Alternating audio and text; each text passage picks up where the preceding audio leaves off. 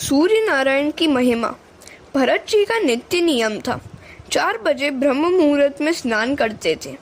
कटी तक जल में खड़े रहकर सूर्य नारायण का ध्यान और गायत्री मंत्र का जप करते थे। सूर्य नारायण की कृपा से बुद्धि उज्जवल होती है, अतः उनकी हमें उपासना करनी चाहिए।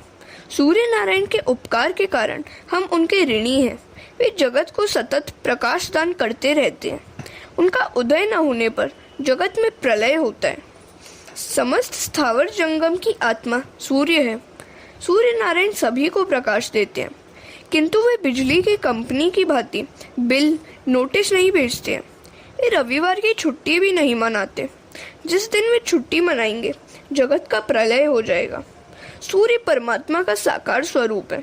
मनुष्य और कौए में एक बार झगड़ा हो गया था, तो उस समय कौए ने कहा था, वैसे तो तू अधिक बुद्धिशाली है, किंतु तुझसे हम में एक गुण अधिक है। हम सूर्योदय के पहले ही निद्रा त्याग करते हैं। सूर्योदय के पूर्व ही स्नान आदि करके सूर्य नारायण को अर्घ्य ध्यान करो। रात्रि के 11 बजे के बाद का समय राक्षस काल का आ गया है। इस निषिद्ध काल में भोजन मत करो। आजकल तो लोग सिनेमा देखने के बाद 11 बजे भोजन करते हैं। ऐसा करना ठीक नहीं है। सूर्य, चंद्र, समुद्र ईश्वर की मर्यादा का उल्लंघन नहीं करते। हे मानव, परमात्मा की मर्यादा का पालन करने के लिए तुझे सुख समृद्धि दी गई है। भरत जी प्रार्थना करते हैं, मेरी बुद्धि, मेरा मन कहीं दुर्मार्गी न हो जाए। भगवान के तेजोमय रूप का मैं चिंतन करता हूँ। अर्थ और ज्ञान के साथ जप करो। सुखदेव जी वर्णन करते हैं, राजन, भरत द्वारिकाधीश की मानसी सेवा करने लगे।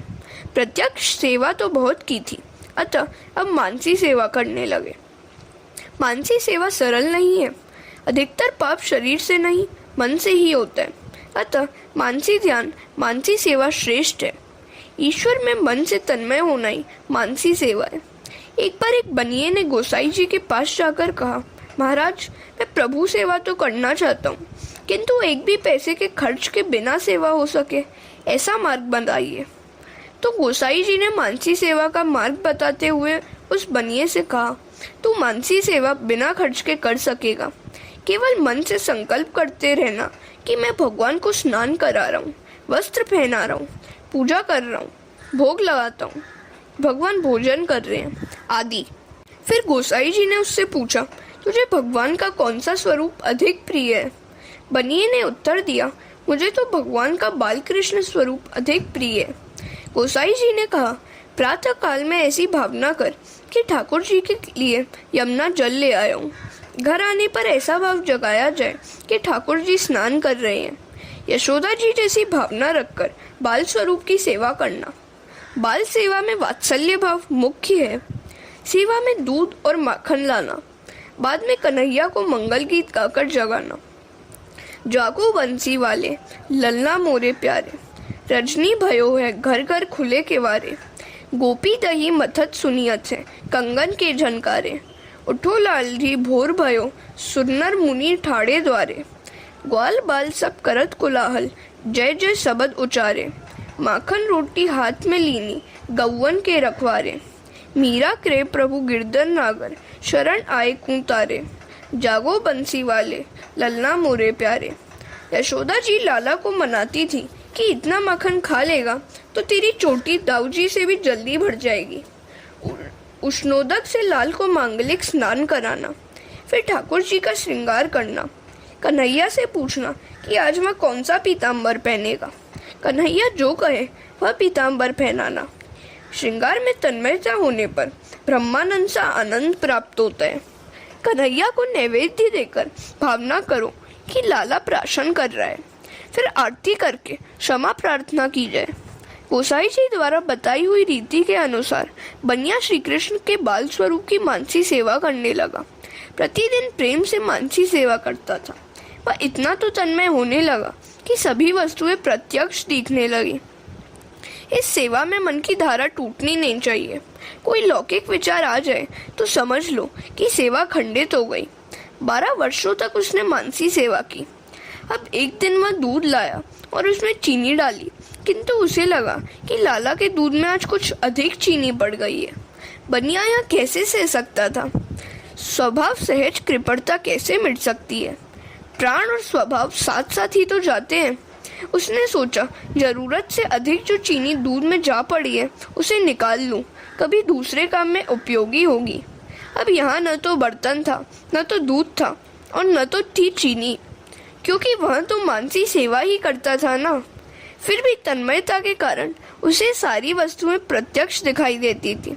अतः मन ही मन कल्पना में उस चीनी को निकालने लगा। कन्हैया ने सोचा कि जैसा भी हो, किंतु इस बनिए ने मेरी 12 वर्षों तक मानसी सेवा की है, अतः उन्हें प्रकट होने की इच्छा हुई।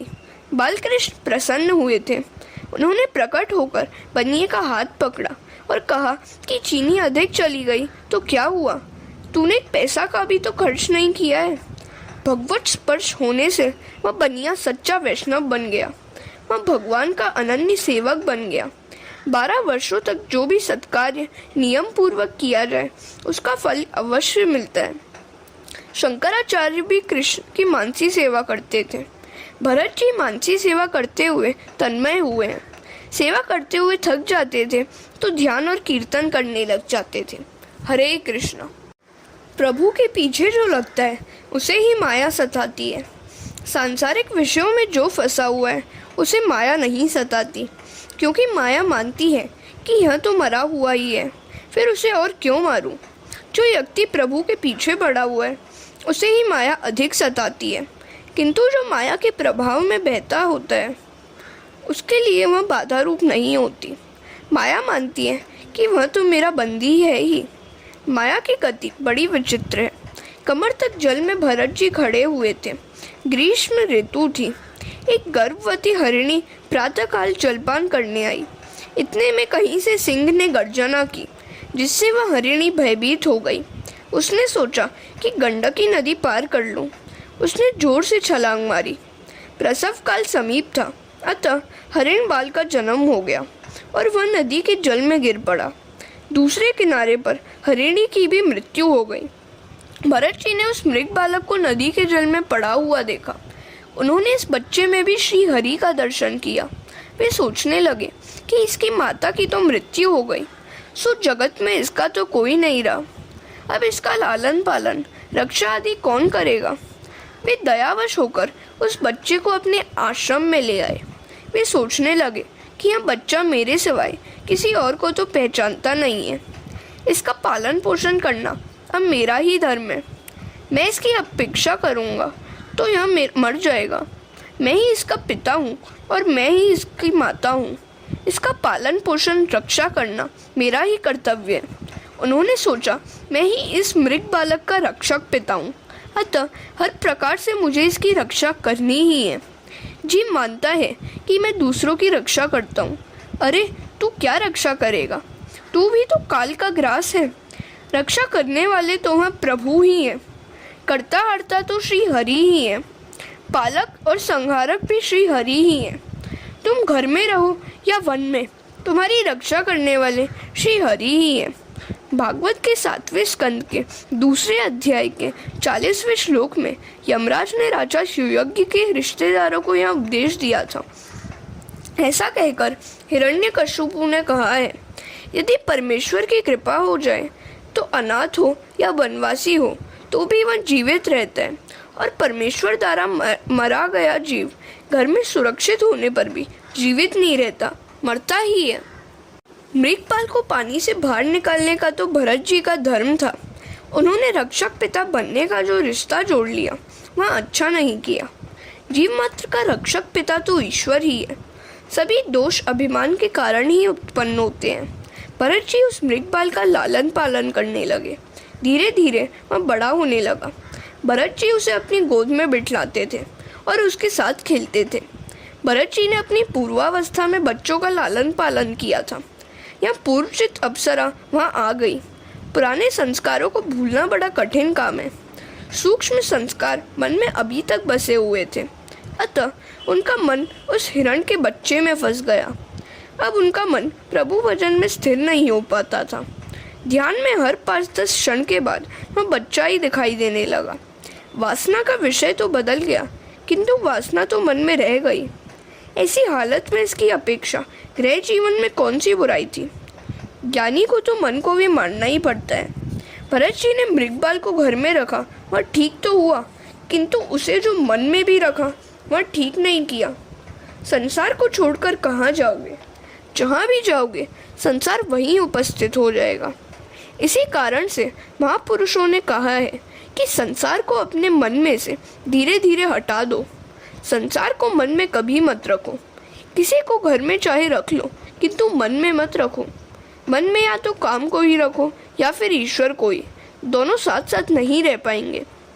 कहा भी है, तुलसी दोनों नहीं रहे, रवि रजनी एक ठाम। हरे कृष्ण।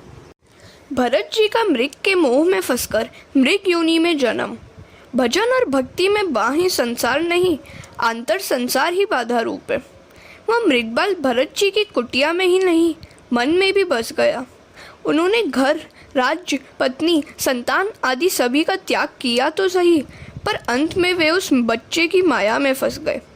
परोपकार की भावना ही अति साधक के लिए उसकी साधना में बाधक होती है।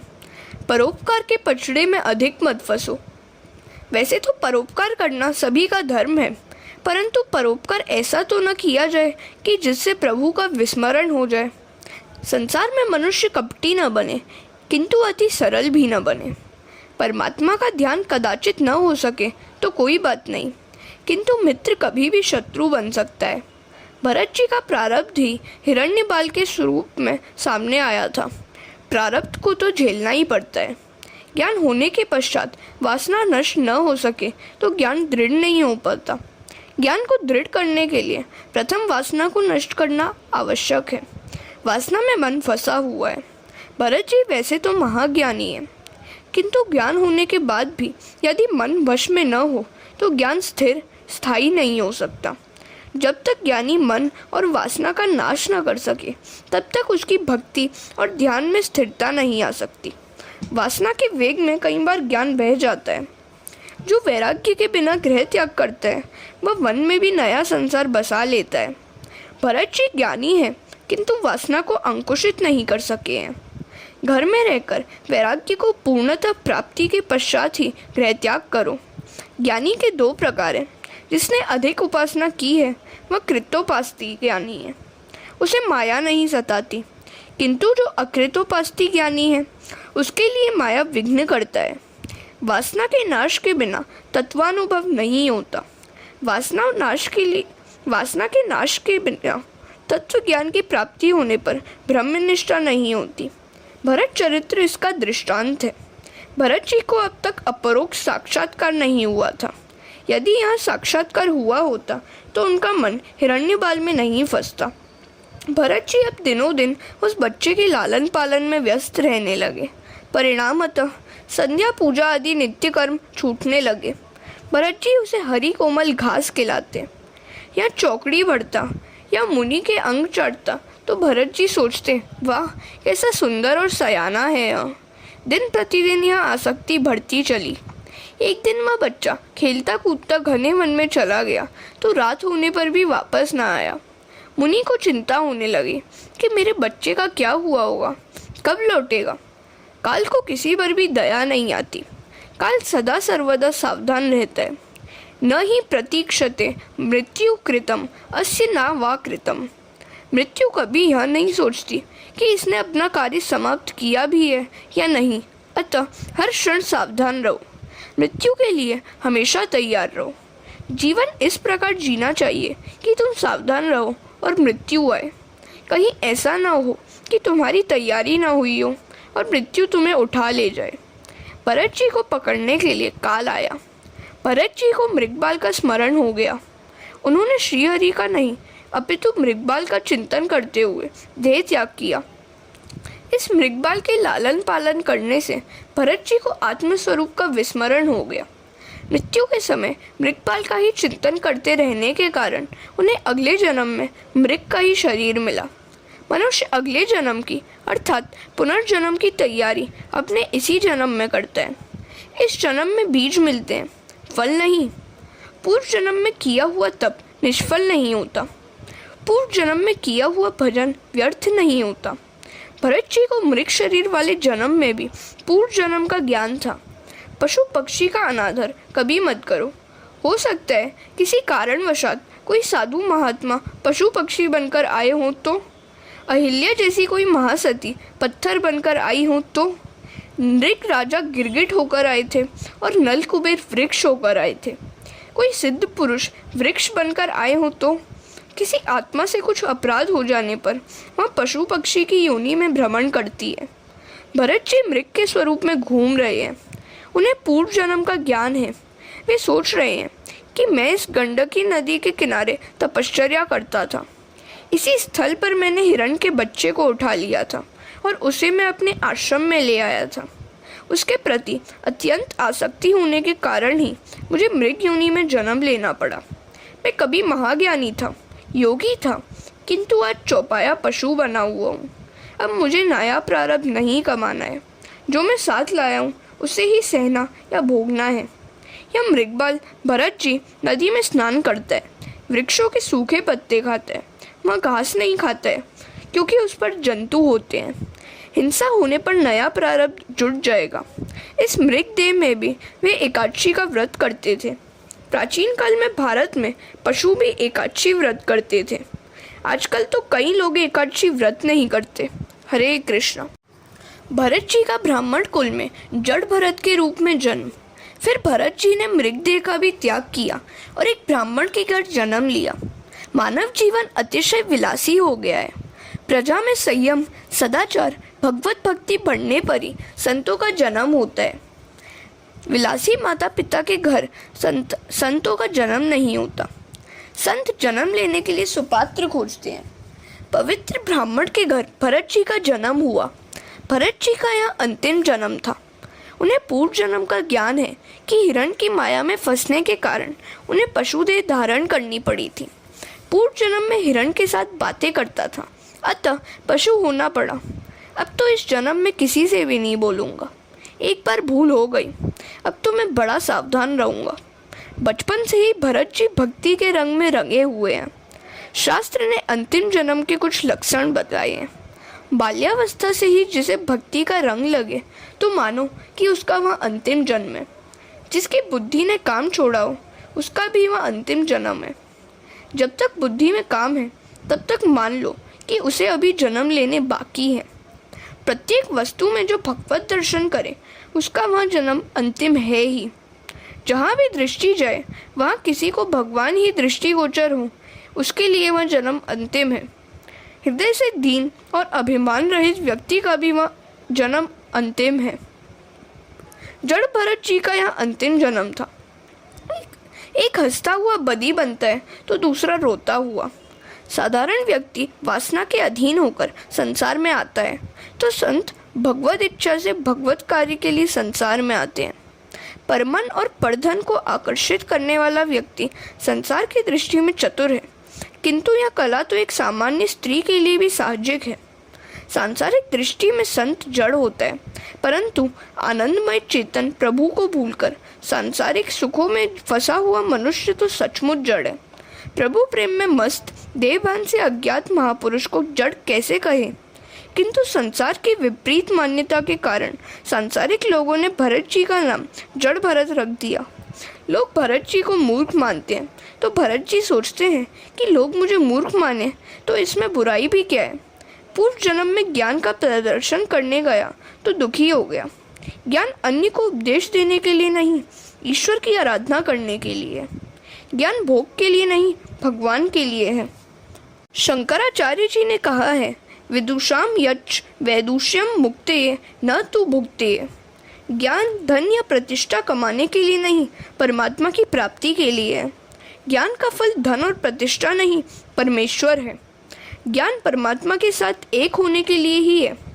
जड़ भरत ने सोचा कि पूर्व जन्म में पशु के साथ वाणी व्यवहार निभाया था, अतः मुझे इस जन्म में पशु का अवतार मिला।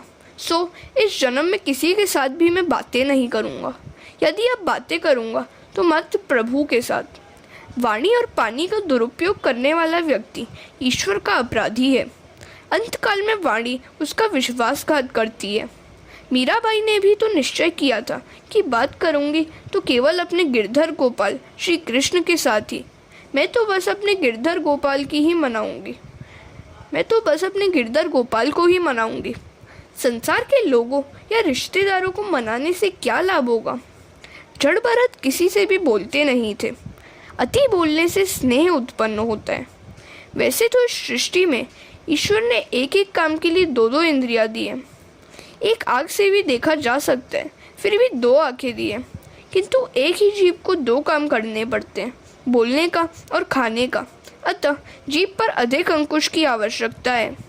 दूसरों के साथ बातें करने से, प्रेम करने से वासना उत्पन्न होती है। वैर और वासना से नया प्रारब्ध उत्पन्न होता है। अतः दूसरी बार जन्म लेना पड़ता है। जड़ भरत हर तरह से मन पर अंकुश रखते हैं। तुम्हें स्वयं ही अपने मन पर अंकुश रखना होगा। तुम्हारे मन को दूसरा कौन अंकुशित करेगा। रामदास स्वामी ने कहा है कि अतिशय घूमने घामने से शांति नहीं मिल पाती। हरे कृष्ण। जड़ भरत के पिता उसे पढ़ाने लगे और सोचने लगे कि लिख पढ़कर मेरा पुत्र पंडित होगा। किंतु इसकी पंडिताई निराली ही थी। इसकी पंडिताई सच्ची थी। सच्ची पंडिताई कौन सी है। परमन परधन हरन को वेश्या बड़ी प्रवीण, तुलसी सोई चतुरता रामचरण लवलीन। भरत जी यूँ जानते तो सब कुछ है, फिर भी मंत्रोच्चार अच्छे ढंग से नहीं करते। वे अपना ज्ञान प्रसिद्ध नहीं करना चाहते। जड़ भरत जी भगवान के स्मरण में ही लीन रहते थे। ज्ञान और भक्ति के परिपक्व होने पर ही जीव संसार वृक्ष से उसी तरह अलग हो सकते हैं जिस प्रकार परिपक्व होने पर फल अपने आप वृक्ष से अलग होकर गिर पड़ता है। माता पिता ने शरीर का त्याग किया तो जड़ भरत जी पागल की भांति घूमने लगे। पागल से लगते तो थे, किंतु वे एक क्षण मात्र के लिए भी श्री कृष्ण को भूलते नहीं थे। जड़ भरत जी ने बताया है कि भोजन किस प्रकार किया जाए। स्वाद की अपेक्षा के बिना केवल शरीर के पोषण के हेतु ही भोजन करना चाहिए। जड़ भरत के भाई उन्हें पीसे हुए तिल, धान्य का कूड़ा, सड़े हुए उड़द आदि खाने के लिए देते थे, तो उन वस्तुओं को भी वे अमृत तुल्य मानकर खा लेते थे। किस प्रकार चला जाए, यहाँ भी जड़ भरत जी ने बताया है। किसी भी जीव की हिंसा न हो पाए, ऐसा सोचकर वे रास्ता देखकर चलते थे। धरती पर दृष्टि रखते हुए चलना चाहिए। हरदम सोचो कि कहीं मुझसे किसी जीव की हिंसा न हो जाए। भरत जी औरों के काम भी करते थे। भाइयों ने उन्हें खेत के चारों और मिट्टी की छोटी सी दीवार बनाने को कहा। भरत जी ने सोचा कि मैं आज यह काम करूंगा तो कल मुझे दूसरा काम सौंपेंगे। अतः उन्होंने मेड़ बांधने की जगह गड्ढा बना दिया। एक दिन भाई ने खेत की देखभाल करने को कहा तो भरत जी ने गायों को खेत में चढ़ने के लिए छोड़ दिया। भरत जी गायों को रोकते नहीं थे। वे कहते थे, खाने वाला राम, खिलाने वाला राम, तो रोकने का क्या काम। जगत के समक्ष मानो वे नाटक कर रहे हैं कि वे पागल हैं। ज्ञानी पुरुषों के ध्यान में लोक संग्रह बाधा रूप है। सांसारिक व्यवहार की कहीं माया न लग जाए, इस हेतु से वे परमात्मा नारायण की आराधना करते हुए एक दिन खेत में बैठे हुए थे। एक भील राजा निसंतान थे। उन्होंने मनौती मानी हुई थी कि संतान होगी तो मैं भद्रकाली को नर बलि की भेंट चढ़ाऊंगा। पुत्र का जन्म हुआ। राजा ने आज्ञा दी कि किसी नर को ले आओ। राज सेवकों ने जड़ भरत को उस खेत में देखा। उन्होंने सोचा कि यह अच्छा तगड़ा है, इसे ही हम पकड़ ले जाएं। संसार के लोगों को दृष्टि में संत पागल लगते हैं और संतों को अपनी दृष्टि में संसार सुख में फंसे हुए लोग पागल लगते हैं। उन भील राज सेवकों ने भी भरत जी को पागल ही मान लिया। वे उन्हें पकड़कर भद्रकाली के मंदिर में ले आए। माता जी को बलिदान दो, किंतु किसी जीव का नहीं। काम, क्रोध, लोभ आदि दुर्गुण ही पशु है, उन्हीं का बलिदान दो। देवी भागवत में यही अर्थ बताया गया है बलिदान का। भरत जी को स्नान कराया गया, पुष्पमाला पहनाई गई और भोजन के अच्छे पकवान दिए गए। भोजन करना पाप नहीं है, किंतु स्वाद लेकर भोजन करना पाप है। भोजन साधन है और भजन साध्य। भरत जी भोजन करते थे, किंतु उनका भोजन भजन के लिए था। भील सोचते हैं कि 2 घंटे बाद तो इसे मरना है, फिर भी यह बड़े आराम से भोजन कर रहे हैं। इसके बाद भरत जी को मंदिर के अंदर ले गए। संत की परीक्षा उनकी मनोवृत्ति के आधार पर हो सकती है, दाढ़ी जटा से नहीं। जड़ भरत जी ने माता को मन ही मन प्रणाम किया और सिर नवाकर शांत चित्त से बैठ गए। भील राजा ने भद्रकाली की प्रार्थना की और वह तलवार लेकर बलिदान देने के लिए तैयार हो गया। सबके प्रति संभाव सिद्ध करने वाले भरत को देखकर माताजी का हृदय भर आया। उनसे यह हिंसा देखी न गई। भद्रकाली मूर्ति तोड़कर प्रकट हुई और भील राजा की तलवार लेकर उसी का मस्तक काट दिया तथा मस्तक की गेंद बनाकर खेलने लगी।